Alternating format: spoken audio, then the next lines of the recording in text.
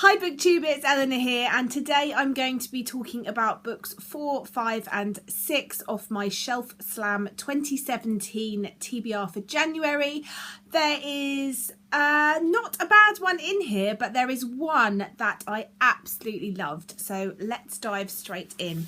The first one that I want to talk about was the first one that I finished this week, and that is Three Dark Crowns by Kendall Blake. I picked this up at a second-hand bookshop, but this is a uncorrected proof copy, so I don't know if the actual cover looks like this. I picked this up a while ago because I was interested after hearing a lot of hype. It's a YA fantasy book which involves three girls or triplets that are born to the Queen. The Queen always bears triplets. They are separated at the age of 6, and each of them then comes into a different elemental or different type of power. You have an elemental who can control the elements. You have a poisoner who can withstand poisons and is an expert in poisoning people. And you have a naturalist who can speak to animals and get different animals to do their bidding and have like an animal as their sort of familiar, so to speak, I suppose. And when they come of age around 16, 17, they have to kill each other to be the final one who then gets crowned queen. And they know this, and they know that this is what's going to happen to them.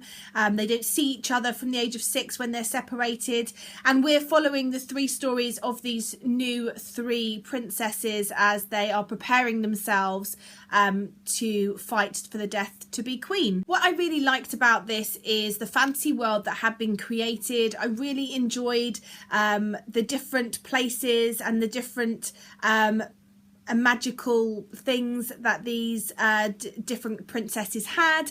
I really enjoyed the idea of these 3 sisters who had got to know each other over their first 6 years, them being separated and being forced to sort of learn to hate each other in order to be able to kill each other, and the kind of mental toll that must take. I found that a really interesting idea. There were some parts in this I wasn't so keen on. I didn't like the love triangle aspect in this. I can see why it was used as a plot device, but I just didn't like it. I felt like there should have been another way to achieve what the author was trying to. I don't know, something about this particular... I'm not adverse to a love triangle. Sometimes I find them a bit irritating, and in this case, unfortunately, the love triangle was something that I wasn't so keen on. And in some parts of this book, it was fairly predictable, but I didn't mind that predictability so much. It was good, it was fast-paced, it was all the things I like in YA fantasy. It had the angst, it had these moral questions, it had a really great world that I really enjoyed, the sort of magical elements too. So I really did enjoy it, and I definitely will be continuing on with the series. And I gave this one 4 stars. Next up is a book that really took me by surprise. I was expecting to find it okay because I'd heard great things. It was one of those hyped up books. And I was expecting, though, to find it as usual with most non-fiction for me, where I pick it up, I get quite excited and engrossed in it, and then I forego it for a fiction book halfway through because it's not giving me what I want. Or sometimes I pick up a fiction book and then I never pick up the non-fiction because I'm always drawn to the fiction more. However, this one had me wanting to pick it up all the time. I couldn't put it down. I was thinking about it when I wasn't reading it. I should probably show it to you. That is Brain on Fire by Susanna Cahalan.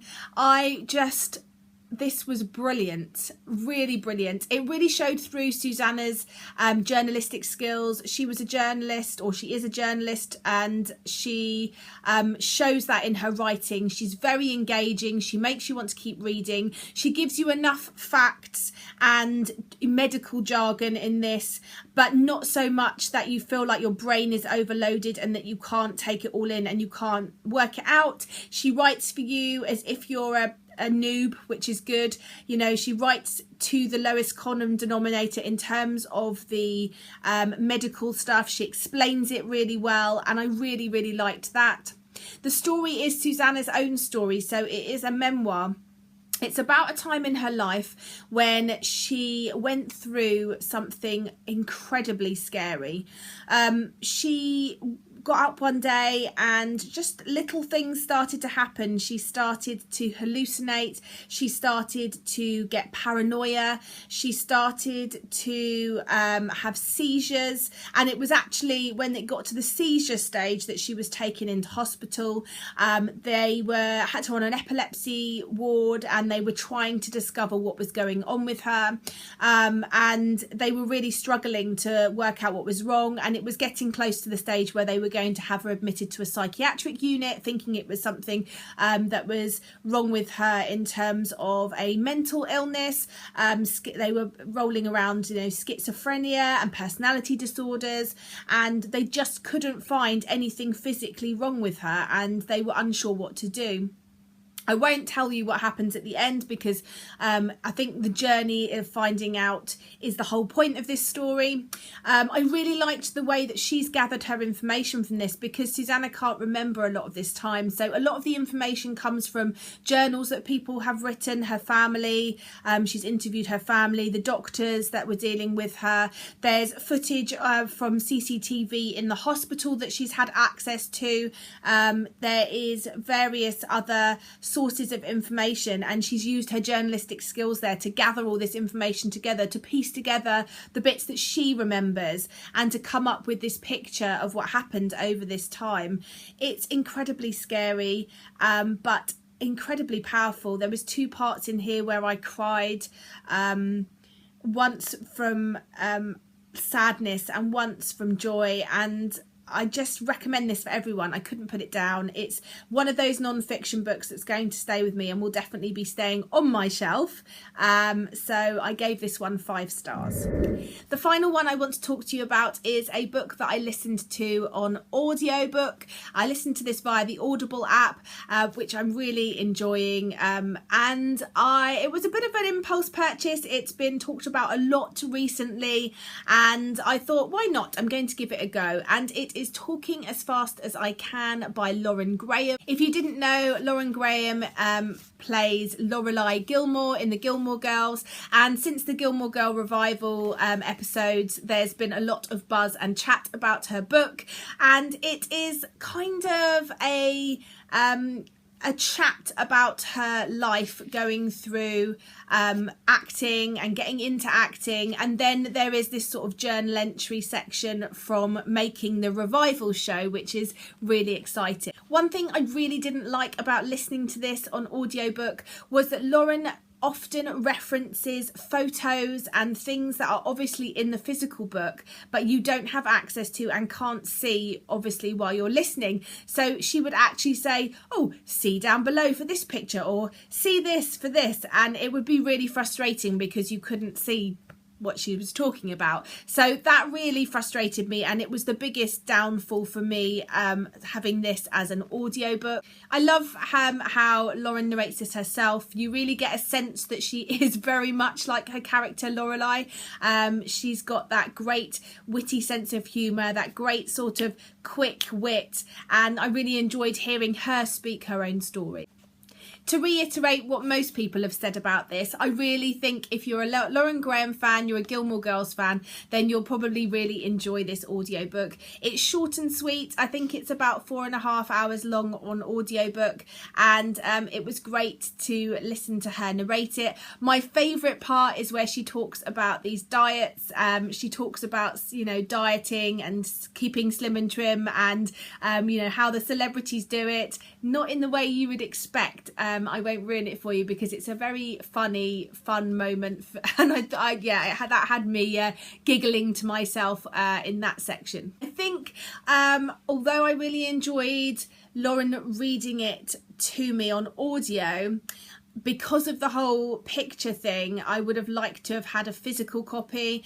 So I think it's a toss-up really between whether, I think if you had it as a physical copy you would get more out of it in terms of being able to see the pictures, but however on the audio it's really great to hear her read it, so it was a bit of a toss-up. But I did really enjoy it and I gave it 4 stars. So those are the 3 books that I've read this week. I'm hoping to get through quite a lot this weekend because it's the 24 and 48 readathon. It's the first time I've done a readathon like this, so it'll be interesting. I shall be vlogging bits of it, hopefully. I'm going to get my stopwatch out and start it every time I manage to sit down and read.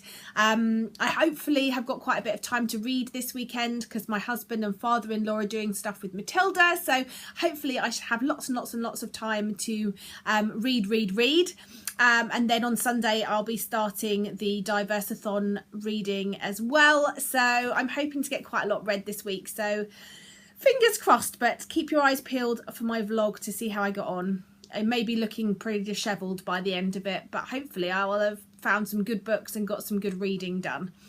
Anyway, I hope you've all had a good week. Have you read any of these? Let me know your thoughts. Definitely, if I recommend one book this week, it is Brain on Fire by Susanna Cahalan. I definitely think more people should read that. It's a really compelling read.